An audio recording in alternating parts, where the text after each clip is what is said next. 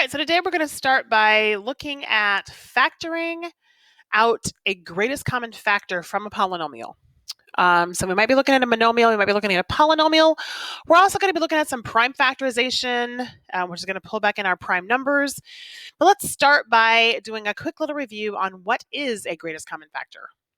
So greatest common factor. So for example, let's say that I'm looking at the number 15 and 65. So if I think about the factors of 15, I have 1 and 15, 3 and 5. Okay, if I look at the factors of 65, and maybe I'm not very good at factors, so I kind of need to come up with the factors, I'm going to go ahead and make this a little bit smaller and pull up our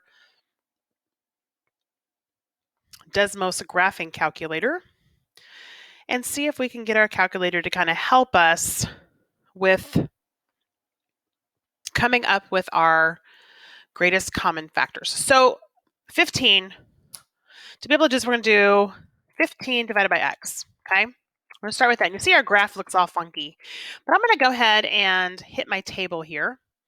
And you can see that they give me 0 is undefined, 1 and 15, 2 and 7.5. Obviously, 2 is not really a factor. There's 3, 4, and then 5. I see it starts to repeat. Okay, so the factors are 1 and 15, 3 and 5, because anything that has a decimal is not a factor. Okay, so 2 and 7.5 is not a factor. All right, so let's go ahead and change this 15 over x to 65 over x. And let's take a look at what we have. I'm going to make this a little bit bigger if I can. All right, so we've got 1 and 65, 5 and 13. Okay, 5 and 13. Let's go ahead and run a couple more numbers and see if 6 doesn't work, 7 doesn't work, 8 doesn't work, 9 doesn't work, 10 doesn't work because they're all decimals, 11 and 12, and that's it. There's nothing other than 1 and 65, 5 and 13. Okay, so I know that I have 1 and 65, 5 and 13. Okay, so what number do both of these have in common? Well, they both have a 5. Okay, and in this case, that's going to be my largest factor. So the GCF is 5. That is the one that they have in common. Okay, so when we're talking about a greatest common factor, this is the largest factor between two numbers. Okay, largest factor between two numbers. All right, now let's see if we can find our greatest common factor of a monomial. So when we look at factoring a monomial, we often do what's called prime factorization. So I'm going to start by looking at 8. Okay, so prime factorization is like the prime tree that you probably remember from elementary school, maybe even middle school. So 8 is 2 and 4, and I know that 2 is a prime number. Okay, 2 is a prime number. Well, 4 breaks down into 2 and 2. So I can see I'm circling the prime numbers. Okay, I'm circling the prime numbers. So then I have 1x and I have 2y. So the prime factorization of 8xy squared is 2 times 2 times 2 times x times y times y. So that's the prime factorization for that monomial. Let's go to 20. So that goes to 5 and 4. And the reason I did the 5 first is because I know that 5 is prime. Well, 4 is not prime. Okay, it's not prime. So I'm going to go ahead and uncircle that. If I can get it to uncircle. And I'm going to break it into 2 and 2, which gives me my primes. Okay, so 20x squared y cubed is going to start with 2 2's, a 5, and 2 x's and 3 y's. So 2 x's and 1, 2, 3 y's. Okay, so to find the greatest common factor between two binomials, this is the easiest way to kind of look at things. I can see that there's 1, 2 in common there. There's another 2 in common there. Then I have a 2 and a 5, so that's done. I see they have 1 x in common, and I see they have 2 y's in common. And if I simplify that, 2 times 2 is 4, then I have an x and a y squared. So this is the greatest common factor between 8xy squared and 20x squared y cubed, okay? Now, if I was to look at just 8 and 20 in terms of my factors, I have 1 and 8, 2 and 4, 20, 1 and 20, 2 and 10, 4 and 5. The numbers they have in common, there's 1s, there's 2s, and there's 4s. The biggest one is the 4, okay? So this one right there, that's my greatest common factor. That's my greatest common factor. So I can pull it from a couple of different ways. This prime factorization tree, it's nice because you can divide by 2, 3, 5, 7, and pretty much break everything down to primes, okay? Because these are all prime numbers. So if you work on dividing with those, you're pretty much guaranteed to be able to get down to our prime numbers pretty quickly. Okay, so again, let's see if we can prime factorize this. So why don't you go ahead and hit pause and see if you can start to prime factorize this. Prime factor this with the prime tree. And I'm going to go ahead and pull up some prime numbers here. So 1, 2, 3, 5, 7, 11, 13. Notice how there's no more even numbers there, because once I hit 2, anything that's divisible by 2 is not going to be prime. The next one would be 17, 19, 23, and you can see I can kind of keep going. I know that 39 is in there. I know 29 is in there. Okay, so there's lots of prime numbers, but the ones that we're really shooting for are these small prime numbers. So again, 20, I can pick any numbers. I can pick 2 and 10 if I want. 2's the prime number.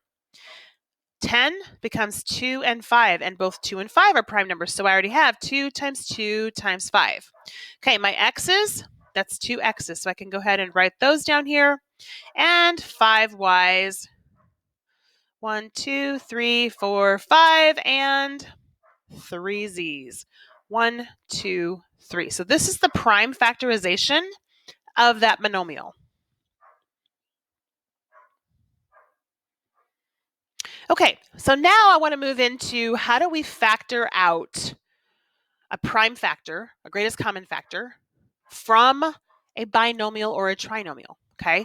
So what we're really doing is we're undistributing a number and a variable, okay? We're undistributing some sort of monomial. So this is what we're used to. 2 times 3 is 6x, and 2 times 4 is 8. And this is my answer. Well, this time I'm going to give you the answer, and I want you to come back to what I started with. So if I think about 12 and 18, 1 and 12, 2 and 6, 3 and 4, those are my factors, and 18, 1 and 18, 2 and 9, 3 and 6, and I start looking at the numbers they have in common. They both have a 1, 2, 3, and a 6. Which one is the largest number? A 6. So that is what is going to come out. So this is my greatest common factor, okay? Well, what's left? Well, the opposite of the 6 is the 2. So 6 times 2 is 12. And 6 times what is 18? Well, that's my 3. That's the opposite piece of the 6, okay? So that's what we're going for. The challenge is going to be that we don't just have numbers. We're going to have numbers and variables, okay? Numbers and variables. So there's a lot of different ways to get here. A lot of this has to do with how good you are with your multiplication facts. But when we're looking for any sort of factoring, okay, any sort of GCF, we want to take a look at 2, 3, 4, 5, 7 are kind of the numbers we're looking for. You can even skip the 4 and just work with 2s, but those numbers are there for us to start with. So let's go ahead and start with our numbers here with 12a squared plus 16a. So I'm going to go ahead and write 12a squared plus 16a here. And I'm going to start with my first prime factor. Well, I know those are even numbers, so I know I can take out a 2. So I'm going to put a 2 here, and I'm going to divide. 12 divided by 2 is 6, and 16 divided by 2 is 8. Okay, so I've done my first division. Now I'm going to look at it again. 6 and 8 are still not prime. Those are both even numbers, so I can take out another 2. 6 divided by 2 is 3. 8 divided by 2 is 4. So now with 3 and 4, I'm done because 3 is a prime number and it's not a factor of 4. All right, let's look at our a's. A squared is a, and there's one a there. So if I take a look at what I can take out of those, I can take out 1a. So I'm going to take that a out. I'm going to cross these guys out. Okay, so what I have left here is a 3a. What I have left here, if I don't forget this is a positive sign, is a positive 4. Okay, this part is my GCF, and I'm going to simplify those by multiplying. So 2 times 2 times a is going to bring me to 4a. So in factored form, this is 4a times the quantity of 3a plus 4. My GCF is 4a. The polynomial that is remaining is 3a plus 4. Okay, let's look at another one. All right, 18, 12, and 9. 18, 12, and 9. Again, 2, 3, 5, 7. Those are our best numbers to start with, okay? So let's go ahead and start with numbers. I know I can't take a 2 out because I have a 9, but I think I can take a 3 out. So let's try a 3. 18 divided by 3 is a 6. 12 divided by 3 is a 4. 9 divided by 3 is a 3. Now, because 2 of these are even and 1 of them is odd, I am done with numbers. Okay, 3 is prime. 3 is not a factor of 4. Even though it is a factor of 6, I cannot take it out of a 4. So I'm done with numbers. So now I'm going to start with my C's. So I have 1 C here, 2 C's here, and 1 C here. So I can take out 1 C. So I'm going to put that guy out here, and I'm going to cross them out. And then I'm going to take a look at my D's. There's 2 D's, 1 D, and 1 D. And I see I can take out another D, and it's gone. Okay? So my outside, my greatest common factor, if I multiply those, is 3CD. Now I look inside here, what's left, there's a 6 and a D. So that's going to go first. And this is a positive 4. So a 4 and a C is left inside the next one. And again, this is a positive number, so a plus 3. Okay, plus 3. Now I could rewrite this.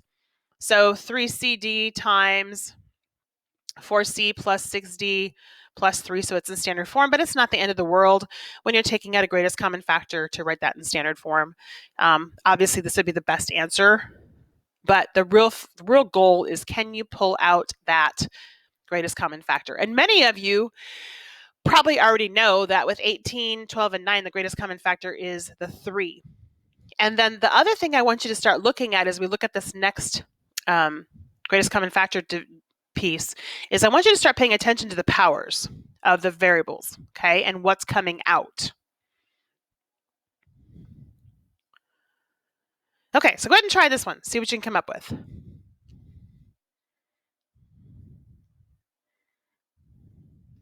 All right, let's see how we did. So a 3, a -9, and a 36. So I'm going to take out a 3. 3 divided by 3 is 1. -9 divided by 3 is a -3. I'm going to make sure and put that sign in there. And 36 divided by 3, that's a positive 12. Okay? All right, let's start with our P's. 2 P's, 1 P, 1 P. Well, I can take a P out. So I'm going to cross those guys out. And I'm going to go to my Q's. A Q, Q squared, and Q. I can take 1 Q out. Notice how every time I'm taking out a variable that I keep factoring out, it seems to be the lowest exponent. Okay, because there's a 1 Q here, a 2 Q there, and a 1 Q there, and I'm taking out a 1 Q. All right, GCF, 3 PQ, And what's left? I have a 1p, and that's actually going to be a minus 3r and a plus 12. And I'm done. Okay, I'm done. All right, now let's take a look at this one. So this one's different because this has 4 terms. 1, 2, 3, 4. All the other ones we've been looking at had 2 or 3. We could have 5. But when there's 4, this is a special type of factoring called grouping. Okay, called grouping. So what we're going to do is we're going to split it down the middle and create 2 equivalent factors to be able to undistribute. Okay, so we're going to split it down the middle, and we're going to look at the GCF from both of these. Okay, so if I start with 4ab plus 8b, I know I can take out a 4. 4 divided by 4 is 1. 8 divided by 4 is 2. Okay, so I've got that part done. Let's take a look at our letters. I have an A and a B and a B. So I know I can take out a B. The B is gone. So on this side, I have a 4B, a 1A plus 2. Okay, a 4B, a 1A plus 2. All right, let's start on this side. A 3A and a 6. Well, I know I can take out a 3. So 3 divided by 3 is 1. 6 divided by 3 is 2. I still have an A left. I think I'm done. So on this side, I have a positive 3 that I took out. Okay, that's a plus 3. And I'm left with a 1A plus 2. So this is really important because these two have to match. Okay, these two have to match. Those factors have to be the same. Okay, they are going to pull into one binomial. The 1A plus 2, we're going to pull them out. What's left are the other 2 factors. So I'm going to drop the first factor, and I'm going to pull the second factor. And what I have then is my polynomial factored into 2 binomials. Okay, 2 binomials. So that just gave me the 2 pieces. Okay, the 2 pieces by pulling out those GCFs. All right, so let's try it again. Split it down the middle, factor out a GCF on both sides, make sure it matches, and then pull into 2 other ones. So let's start by splitting it down the middle, and we're going to figure out what we can take out. So 6x squared, remember we're looking at the numbers 2, 3, 5, 7 primarily. So 6 and 15, I know I can take out a 3. 6 divided by 3 is 2. 15 divided by 3, and that's a negative 15. That's a minus 5. My x's, there's 2 x's there and 1 x there. I know I can take out an x, so this is gone. Okay, so this x is gone. And what do I have on this side is a 3x, a 2x minus 5. Okay, a 2x minus 5. All right, now let's go to this side. So this is a negative 8 and a positive 20. And remember, I have to come up with a 2x minus 5 here. So I know I can take out a 2. So negative 8 divided by 2 is negative 4. And then I have a 10. And I see, oh, I can take out another 2. So that would be a negative 2 and a positive 5. Okay? And then I have an x left. Well, that x isn't going to go anywhere because there is no other x's here. So far, I have this. A negative 2x, so these are gone, plus 5. Now, these are not the same. This is 2x minus 5, and this is negative 2x plus 5. Those are exact opposites. Okay, so what needs to happen is I need to factor out a negative 1 from this piece here. So instead of having a positive 4 here, this becomes a negative 4. And now I have the 2x minus 5. Okay, so now do the 2 terms match? Yes, we're going to pull those out and make 1. Okay, the other one starts with my GCF of a 3x and pulls the other GCF of a negative 4. So that solution in factored form is 3x minus 4 times 2x minus 5. Okay, let's look at this next one. So I have an R and an S and a 5S. So I'm just going to go ahead and write these in here because I think all I can take out is an S. So I'm going to cross those out. Here's an S. I have an R plus 5. Okay, let's take a look at what's up top on the right side. So the first thing I realize is that I've got to have positive, and these are both negatives. So what can I take out to make those positive? Yeah, I can take out a -1. So if I take out a -1, that's going to give me a positive R and a positive 5. So I have -1 and the R plus 5. Those two match. And S minus 1 drops. S minus 1 drops.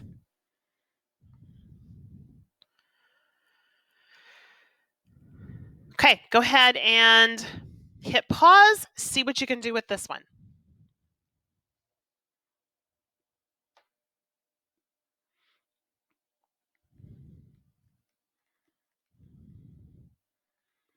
Okay, remember we're looking at 2, 3, 5, and 7. So I know if something ends in 5, that makes it pretty easy for me because I know that a 5 has to come out. So 35 divided by 5, there's a 7. -5 divided by 5, that's a -1. Now I have an X and an XY. And I see that my X can come out, so that can go away and that can go away. So on this left side, I have 5X and I have 7 minus 1Y. Okay, let's look at the other side. 3y minus 21, I can take out a 3. So I'm left with a 1y minus 7. 1y minus 7, and this is a positive 3. Okay, a positive 3. Okay, so let's take a look at what we have. I'm going to rewrite this down here so I can look at where we are. So these are opposite. Well, that means I'm going to have to divide by a -1. And it doesn't make any difference which one I do it to. It would be better to do this one because then it would be in standard form with my variable first. So if I'm going to take out a -1, then the positive 5x becomes a -5x. And I have -7 plus 1y, which is really 1y minus 7. Okay, so let's rewrite it this way. Do I see my two like terms?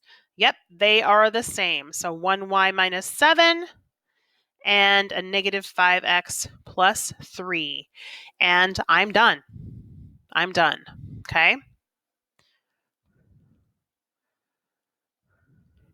Okay, now let's talk about the roots of a function, or the roots or the zeros of a quadratic function. Okay, so we're obviously not talking about lines anymore because we've got powers. So this is the graph of a quadratic function. This is called a parabola. Okay, it's called a parabola. And it has roots or zeros. Okay, or they sometimes call these solutions of the quadratic function. And what those are, they are the x-intercepts. Okay, they are where the graph is going to cross the x-axis. Okay, my x-axis is here, and where that graph is crossing, these are the roots or the zeros or the solutions. They're called 4 different things. I call them roots, solutions, zeros, the x-intercepts. For the most part, we call them the roots. Okay, but you're going to hear all the terms. You're also going to hear the zeros. And when we are looking for the zeros or the roots of a function, I'm going to see something like this. Okay, and what happens is I have to take the factored form, so both pieces, and I have to set them equal to 0. Okay, I have to set them equal to 0. And obviously, if I divide this one by 3, I get n equals 0. If I solve this one for n, I get n equals -2. So if I take a look at what these numbers mean, well, n equals 0, that's right there. That's n equals 0. N equals -2, yeah, that's right there. It's crossing at -2. So that is where the parabola is actually crossing the x-axis. Those are the x-intercepts of the quadratic. Okay, so let's keep going on this. Let's take a look at a few more factored forms. And we might have to factor out the GCF to be able to get to the roots, okay? So we already did this one. We said 3n equals 0, n plus 2 equals 0, and we said n equals negative 2. So I know I have a root here, and n equals 0, so I have a root here, and I know that it is a smiley face because these are positive, okay? So my parabola is going to go something like that. I don't know how far down it goes. I just know that it's going to be something in that shape. Okay, so to be able to find the roots, I actually have to factor out a GCF. So I need it to look like this one. Okay, I need to have a GCF on the outside and a binomial on the inside, or two binomials. But right now I don't have that. So what can I take out of 7d squared minus 35d? Well, I can take out a 7. So 7 divided by 7 is 1. Negative 35 divided by 7, that's a negative 5. And if I have two d's and a d, I know I can take out a d because I can always take out the lowest term, the lowest exponent of the variables if everybody has one. So I have 7d, and I have 1d minus 5 equals 0. So from there, I've got my two equations. 7d equals 0, so d is 0. And d minus 5 equals 0, so d is positive 5. So this one has a root at 5 and has a root at 0. And again, it's going to be a smile, not a frown, because everything is positive, specifically the 7. Okay, now x squared equals negative 10x. That one's got a bigger issue because it doesn't even equal to 0. So I have got to move this to the other side. So x squared plus 10x equals 0. And then if I factor out an x,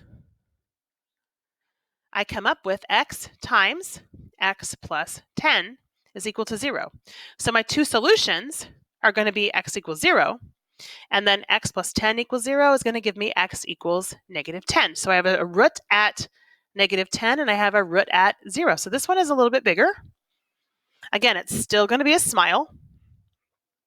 Okay, it's still going to be a smile, but I have a root at 0 and a root at 10. So again, when we are solving these, so if there's an equal sign, you're solving, okay? If there's not an equal sign, you're just factoring. You've got to have the GCF and something in the parentheses. So get them set equal to 0, factor out the GCF, solve, and see what you have left. All right, make some progress, and then we'll touch base tomorrow and keep working on this.